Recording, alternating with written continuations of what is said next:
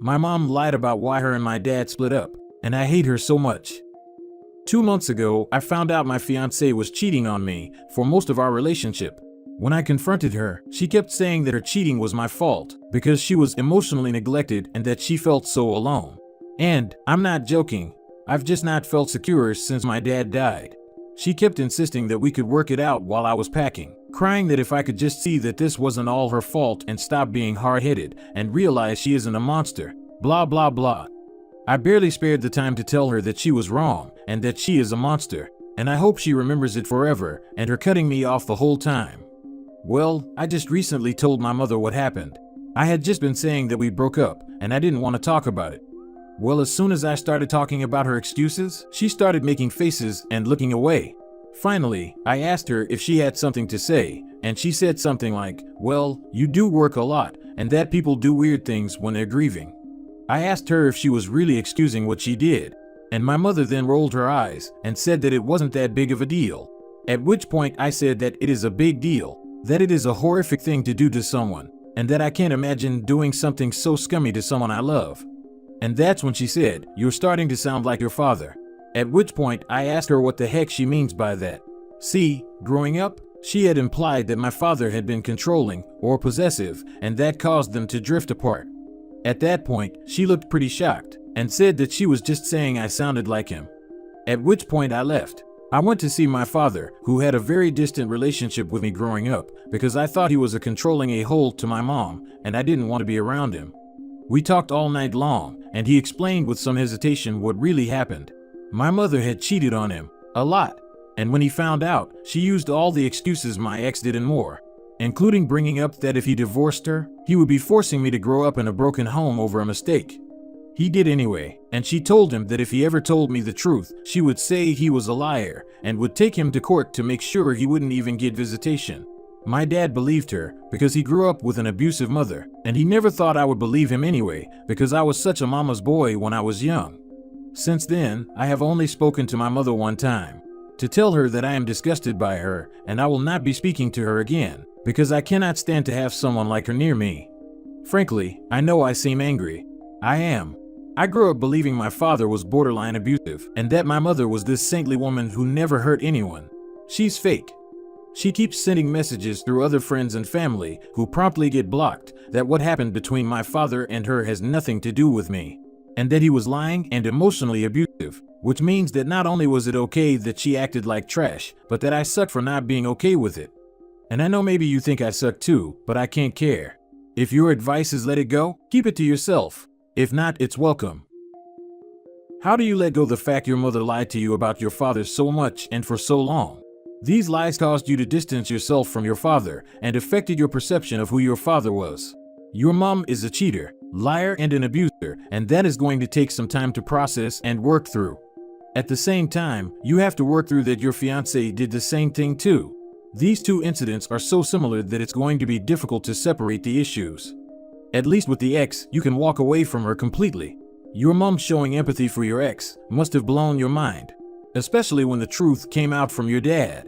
Seriously, get some therapy to help process this double whammy. The positive is that you and your dad are going to be closer and develop a much deeper relationship. I did notice your mom went from your dad was controlling to emotionally abusive, which is code for he didn't give me enough attention. Good luck, and don't hate all women because of these emotionally selfish women. What gets me the most is that mom didn't just cheat on her husband repeatedly, lie to OP for so long, and ruin their relationship with dad for years. Her child got cheated on by someone who was supposed to be his future wife. He came to her for support, and she defended the cheater and downplayed OP's feelings of betrayal.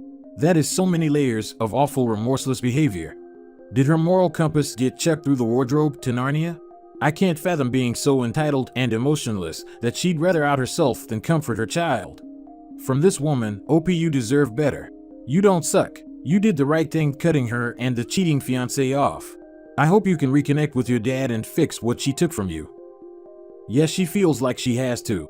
Otherwise, she would have to accept that her cheating and lying was horrible, and that's not gonna happen.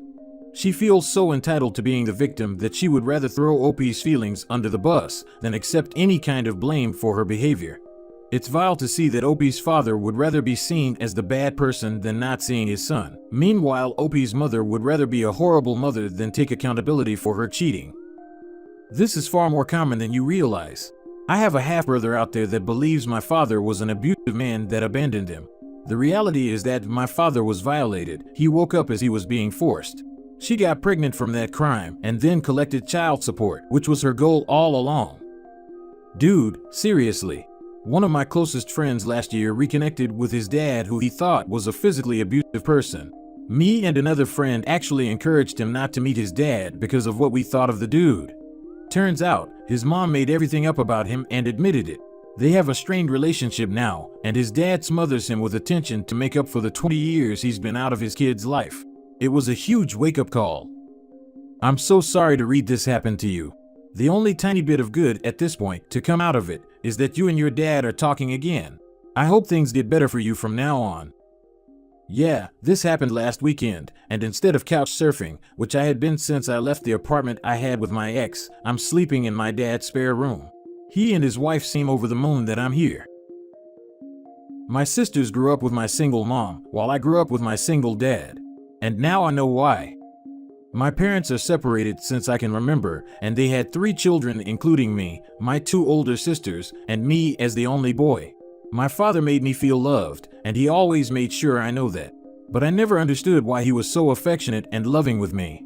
He got my sisters to visit us every weekend because he still wanted to be there for them. But he never was as affectionate with them as he was with me. Like cuddling, reading bedtime stories, playing with me. That's not what he did with them when they visited us. It was more superficial, but he was still loving them. Unlike most siblings, we actually had a good bond with each other. But for some reason we never visited mom, and she also never visited us or asked for my dad to bring me. I was raised like that, practically not knowing my mom at all. I just knew she existed and that my sisters lived with her. I found out why our family was like that when I went to the attic to look for something I thought I might have put there. I found the DVDs, where my dad has captured all big moments of our life.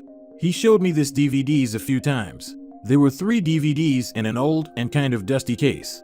I remembered that every time he showed me these DVDs, he was skipping a specific moment on DVD 1. And I was curious why he didn't want to show me that. I was still looking around for what I was looking for, but took the DVD with me and watched it. When it got to the scene my dad used to skip, it showed a gender reveal party with my pregnant mom and my father, who had these gender reveal smoke bombs in their hands. And when the blue smoke came out, my father went off and was happy, while my mom's facial expression went from excitement to pure disappointment. I was confused but kept watching. She then threw the smoke bomb away, ran into the house behind them, and slammed the door angrily. My father's look turned from excited to worried, and he told the people to stop recording. Then the scene skipped. Now I knew why he didn't want me to see this. I asked about it, and I could tell he felt guilty, and he told me everything. He said that my mom wanted to have 3 girls, and she told him that she will not change her mind. He said they divorced because my mom wanted to set me up for adoption and try for a 3rd girl, and my dad didn't want that. She even told him that if her pregnancy wasn't so advanced already, that she would have thought about aborting me. He told me that he wanted to make sure I don't feel less, because my sisters had the privilege of growing up with both parents. That's why he made sure to give me extra attention and to always be there for me. I love my dad, but this was still gut-wrenching and a hard pill for me to swallow. He asked if I was fine, and I told him I was, but when I got upstairs, I was heavily suppressing tears. I couldn't understand why my mom didn't want me. Like, it's okay to be disappointed if your child doesn't have the gender you would have wanted, but setting me up for adoption, or worse, thinking about abortion because of it, is messed up. I'm sorry to read this. It is a lot to deal with. Remember that no matter what your mom thinks or feels, you are here. You were born, you grew up. You are a person, and people love you and care about you. Go from there. Don't stay in the past.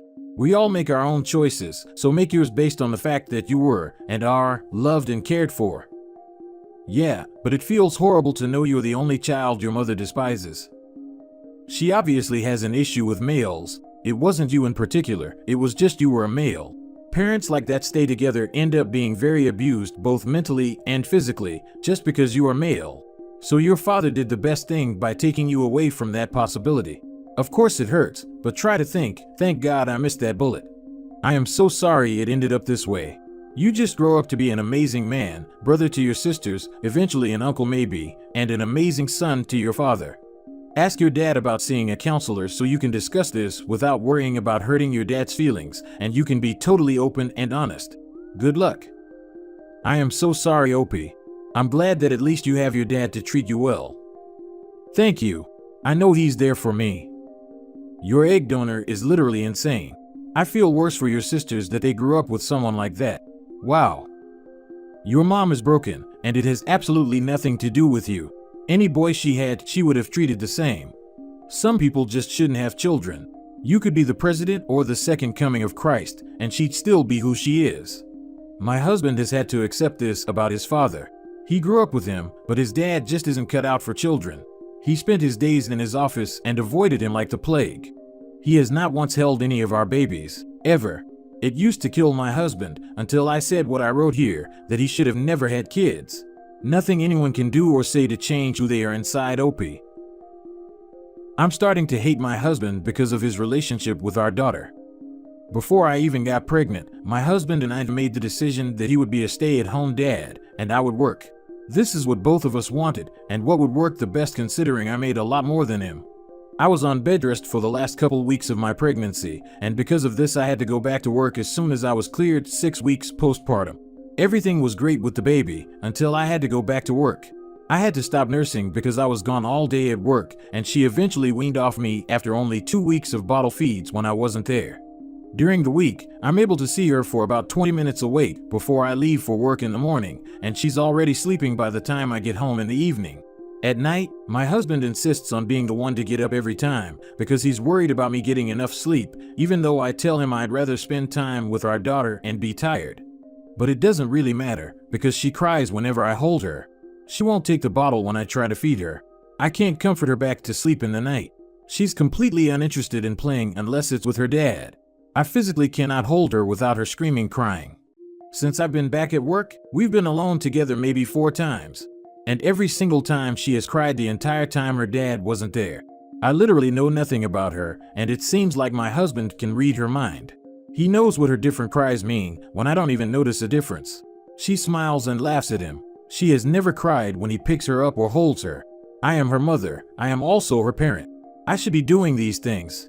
But she doesn't even know who I am, and it hurts so badly. I'm not regretting our agreement of him being at home with her. I just wish I could spend more time with her and wish that she actually liked me. Or just at least her not crying whenever he's not there. He tries to make me feel better by telling me how bad it is when she spits up on him or leaking poopy diapers and things like that. But I want that. I want to be spat up on and shat on if that meant my baby actually liked me. He sends me pictures and videos of her all day when I'm at work, but it honestly just makes me mad that I'm the one who gave birth to her and all she does is cry at me. I can't even hold my own creation. I'm grateful that he's such a good father to her, but I wish so badly for that to be me. It sounds like you need more time to bond with your daughter, but it doesn't sound fair to hate your husband when he's being a good father. I agree. Every time you see them playing, join them. When your husband starts changing her, take over. Small stuff. She will see you love and care for her in time. Plus, it sounds like you have a great partner in your husband. And hating him for this, no matter how much she tries to hide it, will not only hurt him, but it will also eventually come out in her words, actions, behaviors, and lead to the downfall of the marriage. Your baby sounds very young, and you sound like you might be dealing with postpartum. As simple as this sounds, it's just the truth. You need more time with her. You must insist to feed her at night. Your husband can help facilitate the feedings, but you obviously need to be feeding her for you. Your husband needs to give you the baby to be with her, even if she's crying. And you will learn how to bounce her, and walk her, and feed her. I say this being the stay-at-home mom who facilitates my husband to bond with our children. The first was the roughest for him, and absolutely none of the parenting came naturally to him. But I was there helping in every way I could. Your husband needs to do the same. He needs to help you bond with your daughter. I went through something similar with my daughter. I was doing an 8-hour internship, plus my 8-hour workday, 6 weeks post-birth. So like your daughter, mine also got extremely attached to my husband. I will say it may get worse before it gets better.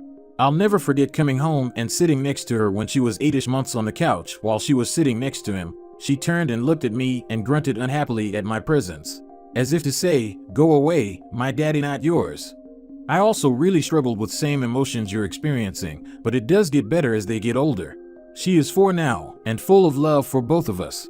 But it didn't turn around for me until she was 2, and I made an enormous effort to play with her as much as she'd allow. Sending positive energy your way. Hang in there. She's feeling your frustrated energy, and that is what makes her cry.